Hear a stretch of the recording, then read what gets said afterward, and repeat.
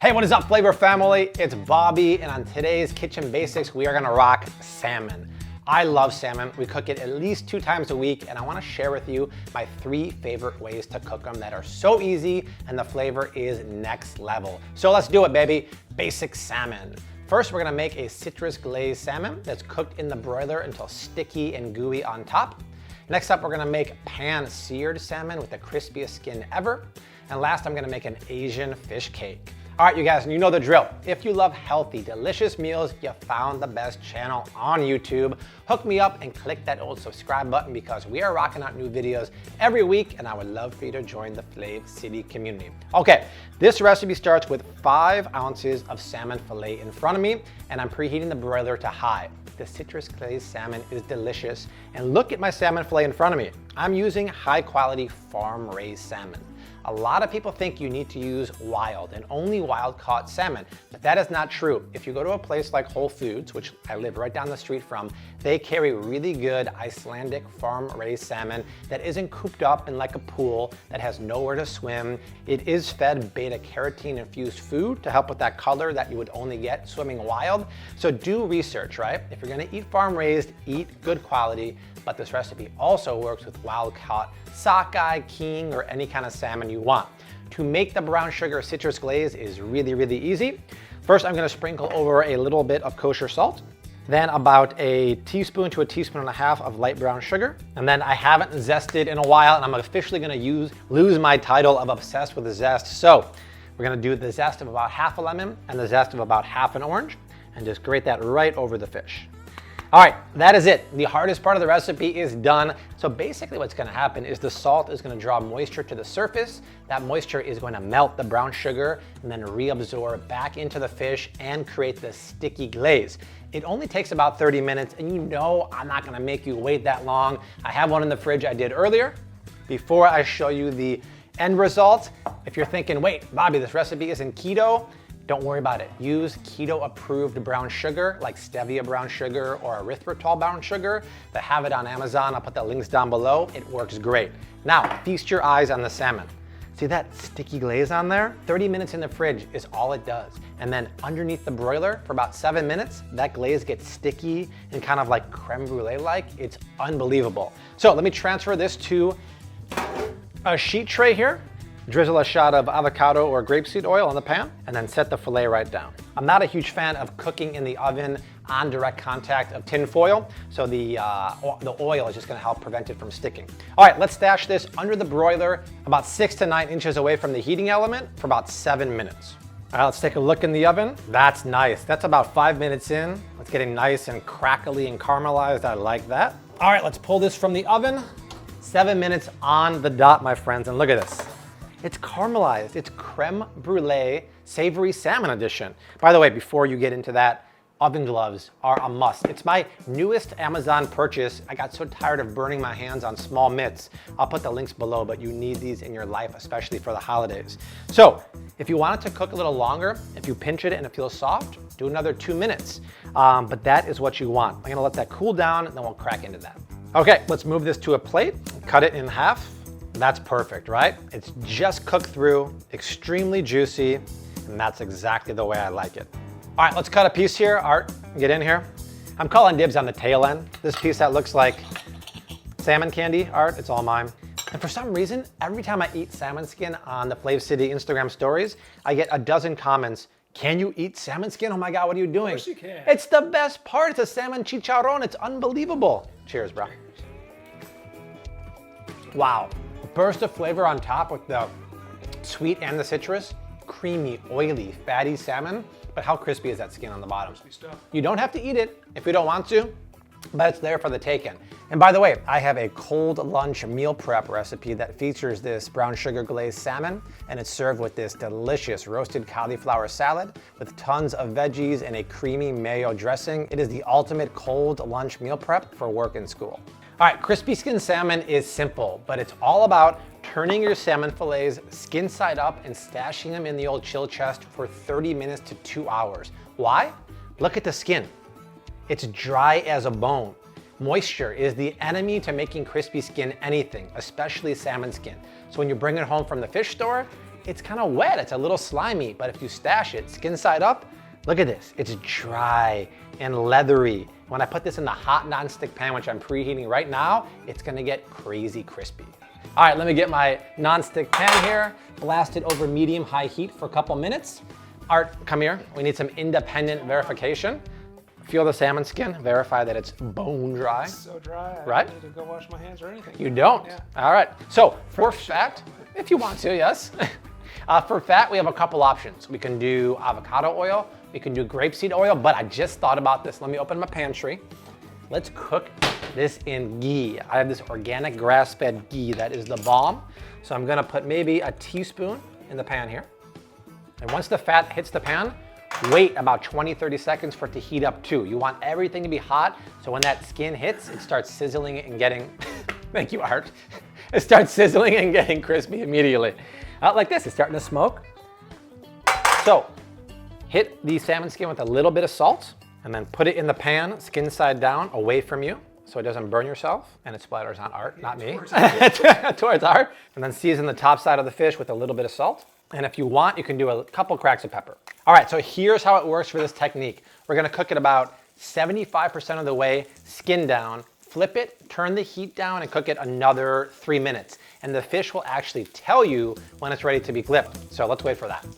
All right, it's been 6 minutes, and do yourself a favor, use the splatter guard. You don't want this going everywhere. Now, I said it's gonna tell me when it's ready to flip. See the outside edges of the fish here? They're white. It's opaque. That tells me that it's time to flip, and the bottom side is cooked through. Now carefully flip the fish over, and look at that. Come on, baby. Look at that skin. Crispy, blistered, a little charred on the edges. Salmon chicharron style. That is the bomb. So let's turn the heat down to medium-low. Gonna let it go for 2 more minutes on the clock, and then we'll put it on the side for 30, the other side for 30, and we're done. All right, it's been 2 minutes. Let's flip the fish onto the side. Perfect, that's exactly the kind of color I'm going for on the other side. I'm gonna let it sit here for about 30 seconds so the fish evenly cooks through, and then flip it one more time on the other side for 30 more seconds. All right, let's cut into the salmon. Perfect, see how the middle is just a little pink? I like that. It's a little medium rare in the middle, and I'm gonna cut the end piece because that's the crispiest. All right, grab a fork, get in here. Mm-hmm. No, end piece here. You gotta do it, babe. It's like a salmon potato chip and that moist, juicy, perfectly seasoned salmon underneath. Isn't that nice? I also have a dinner recipe that features this crispy skin salmon, and it's served with sauteed kale and mushrooms and a side of tomato and radish salad. It's keto, it's super easy, and it's absolutely delicious. So check that out down below in the description box. All right, 2 out of 3 done. The last one is a funky little Asian fish cake that is dino. Should we do it? Do it. All right. For the Asian salmon cakes, I have 1 pound piece of farm-raised salmon from Whole Foods. I asked the fish dude to take the skin off for me. Check that out, Art, which he did. It just saves you a little time at home. I also asked him to cut it into cubes for me, and he told me he didn't have time, so hey, 1 out of 2 ain't bad. I'm gonna do that myself and add a bunch more ingredients. So just grab a knife and roughly cube it. So basically what I'm doing is I'm mimicking what a food processor would do. You can definitely chuck this in the food processor with the ingredients I'm about to do right now, but I thought it'd just be easier and cleaner, right? I don't want to dirty up any more kitchen utensils, just to run my knife through it for like literally 3 minutes, and it's gonna mince it just like a food processor would. And because this salmon is really fatty, the North Atlantic salmon, it has a natural binder built into it. I don't have to add mayo. I don't have to add breadcrumbs or eggs. It's that fatty fish oil that does all the work for me. All right, hands are washed. Now let's add the rest of the Asian ingredients. I have 2 cloves of garlic right here. Where's my microplaner? I'm gonna grate these directly in, and then grab some fresh ginger here. Use a spoon and just peel away the tough exterior of the skin and grate in about 1 teaspoon. Shake in some fresh green onions that are finely sliced, and then pinch in just under a teaspoon of salt. Let's do a crack of pepper too. Use your knife one more time just to combine all the ingredients. So that was easy, right? No need to bust out the food processor and make it dirty. So please do this on plastic, because if you do it on wood and you don't wash that wood board immediately in hot soapy water, cross-contamination can occur and bacteria can breed in the wood. All right, that looks perfect. Check that out, Art. It looks like a tuna poke bowl or something like that. That looks good, right? All right, let's preheat a nonstick pan over medium-high heat. We need literally like a teaspoon to a half a teaspoon of fat because there's so much fat in the fish. So add that to the pan. Let's grab some of the salmon and just form it into a patty using your hands. It comes together really easily, and toss it into the hot pan. If you're using wild salmon that didn't have as much fat, you'd have to add a little bit of mayo to the mixture. I'd say maybe like a tablespoon and a half, and you'd be good to go. If you're using canned salmon, same thing, just add some mayo, and you're good to go. Form another one, then keep it on the fatter side. That way when you go to the pan, you can drop it and flatten it directly into the pan. It makes it really easy. Perfect. Gonna let those go for about 3 minutes until they're golden brown. And how cool is that, right? We made homemade Asian fish cakes in like no time at all. All right, now once we flip them, I wanna hit them with a sweet chili sauce. I'm not gonna use the one from the store because that's loaded with white refined sugar. I started making my own with 3 ingredients: agave nectar, rice wine vinegar, and sriracha. A little bit of that in the hot pan. The last minute or so as the salmon cakes finish cooking, kind of enrobes the salmon in that sticky glaze, and it's beautiful. All right, let's give the salmon a flip. Perfect. That's all you want. A nice golden brown, just like salmon in the pan or salmon in the oven. Don't overcook these. As soon as salmon goes overcooked, it gets super dry. Now, let's take some agave nectar, drizzle that in, a little bit of sriracha hot sauce, and then a splash of rice wine vinegar for some sour. Man, look what's happening in the pan, right? That is a happy pan. Things are getting pretty hot and caramelized, and then pinch in a little bit of sesame seeds so they can stick to the fish cakes really nice. And just to make sure everything's getting coated really evenly, flip them over, get both sides nice and crusty. Hey-oh, we got some flying sesame seeds, baby. Kill the heat, pour these onto a clean plate, garnish with a few more green onions, a few sesame seeds, and that's it, my friends. Super easy Asian fish cakes, done in no time at all. And I have another meal prep recipe for the week.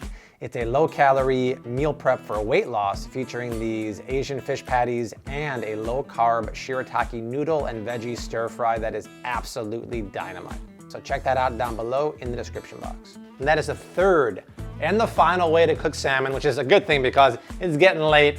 I'm starting to slur my words. Desi's getting hungry.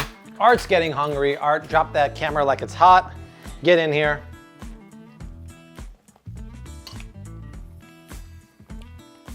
Nail on the head, man.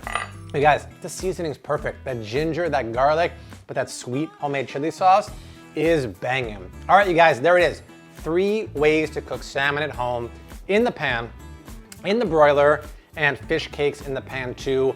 All those methods are down below in the description box. Hook us up, share this video. Subscribe to our channel. We worked hard on this one. If you want to see 2 other Bobby's Basics, like my chicken breast or chicken thighs or meatballs videos, they are streaming below me right now. But we will see you soon. Until then, #keep on cooking, mad love, peace.